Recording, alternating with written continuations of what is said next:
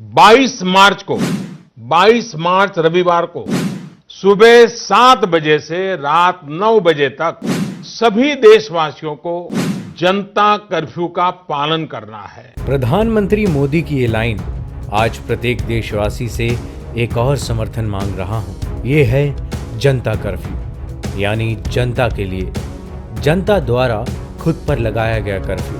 आपको ये लाइनें जरूर याद होंगी।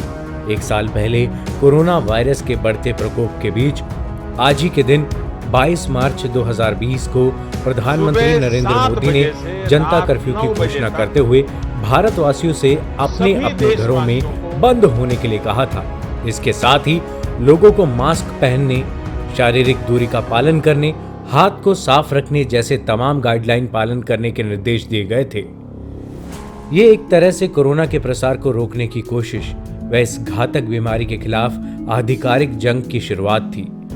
जनता कर्फ्यू के दौरान एक तरफ का अजीब सन्नाटा था, ना हॉर्न की आवाज और ना ही कोई हलचल, सिर्फ पक्षियों की आवाज सुनाई दे रही थी। देश में अब हर दिन कोरोना वायरस रिकॉर्ड तोड़ रहा है। पिछले 24 घंटों में संक्रमण के 46,951 नए मामले सामने आए हैं, जो इस साल एक दिन में सबसे ज्यादा हैं। अभी सक्रिय केस की संख्या 3,34,646 है। मौत के आंकड़ों की बात करें तो अब तक कोविड-19 से 1,59,968 लोगों की मौत हो चुकी है। वहीं पिछले 24 घंटे में इससे 212 लोगों ने इस वायरस की वजह से जान गंवाई है। देश में कोरोना के केस जितनी तेजी से बढ़ रहे हैं, उतनी ही तेजी से फिर से ये चर्चाएं चलने लगी हैं कि देश में फिर से लॉकडाउन लगने वाला है। सोशल मीडिया ग्रुप्स पर अलग अलग लोगों की ओर से दावा किया जा रहा है कि फिर से लॉकडाउन लगाने का ऐलान होने वाला है। आंकड़ों के मुताबिक बीते हुए एक हफ्ते में कोरोना के मामलों में 67% बढ़ोतरी देखी गई है। इस बीते हफ्ते में इससे पिछले हफ्ते के मुकाबले 1 लाख ज्यादा कोरोना मामले दर्ज किए गए हैं। यही नहीं, बीते हफ्ते में कोरोना से होने वाली मौतों में भी 41% की वृद्धि हुई है, जो कि पिछले 9 हफ्तों के आंकड़ों में सबसे ज्यादा है। 15 मार्च से 21 मार्च तक देश में कोरोना से 1,239 मरीजों की मौत हुई है। वहीं इस दौरान देश में 2.6 लाख नए कोरोना मामले दर्ज किए गए हैं, जो लॉकडाउन के वापसी की घंटी साफ बजा रहे हैं। राजस्थान में नई गाइडलाइन, मध्य प्रदेश में 3 शहरों में लॉकडाउन और महाराष्ट्र के कुछ इलाकों में लगता लॉकडाउन और रोजाना आती हर राज्य की नई गाइडलाइन, ये साफ इशारा पिछले साल की तरह देश एक बार फिर पूर्ण लॉकडाउन की तरफ बढ़ रहा है, ये इशारा करते हुए नजर आ रहे हैं। विशेषज्ञों के अनुसार हाल ही में संक्रमित होने वाले मरीजों के आयु समूह की पहचान करना बेहद महत्वपूर्ण है। एक्सपर्ट्स के मुताबिक अगर कम उम्र के लोग ज्यादा संक्रमित हो रहे हैं तो यकीनन हम कोरोना के एक और बड़ी लहर के मुहाने पर बैठे हैं। अब तक 60 साल से ऊपर के उम्र वाले लोगों में ज्यादा संक्रमण पाया जा रहा था और 60 साल से नीचे के लोगों में बेहद कम संक्रमण था।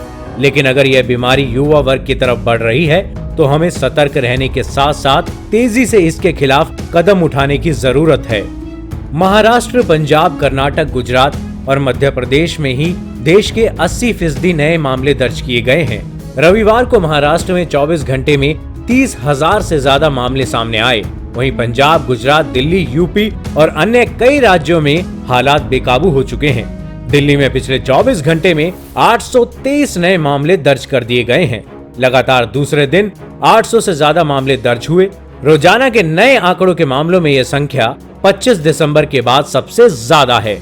ठीक 1 साल पहले जब जनता कर्फ्यू लगाया गया था, तब भारत में कोरोना वायरस के कुल 330 मामले थे और तब ये रफ्तार भी डराने वाली लग रही थी। अब 1 साल बाद भारत में कोरोना वायरस के मामले फिर उछाल मार रहे हैं। जो केस हर रोज 15,000 के करीब पहुंचे हुए थे, अब फिर से एक दिन में 40,000 के करीब मामले दर्ज हो रहे हैं, जो हर किसी को डरा रहे हैं। देश के कई हिस्सों में राज्य सरकारों ने चिन्हित शहरों में फिर से लॉकडाउन का रुख कर लिया है। यानी साफ है, वो दिन अब दूर नहीं जब देश में फिर से पूर्ण लॉकडाउन लग जाएगा। इस खबर के बारे में अपना विचार नीचे कमेंट बॉक्स में आप लिखकर बता सकते हैं और लाइक और अपने दोस्तों के साथ साझा भी कर सकते हैं। और यस, कोरोना वायरस की हर अपडेट के लिए हमें सब्सक्राइब करना ना भूलिएगा जनाब।